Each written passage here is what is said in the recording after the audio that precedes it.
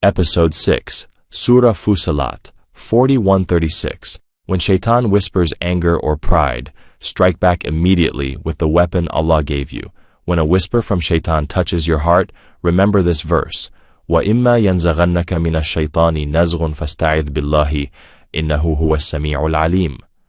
And if an evil suggestion comes to you from Shaitan, then seek refuge in Allah. Indeed, He is the hearing, the knowing. Surah Fusilat, 41:36.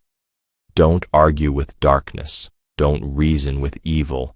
When the whisper hits, cut it off. Say, A'udhu billahi minash shaitanir rajim, and walk away with your dignity and Allah's protection.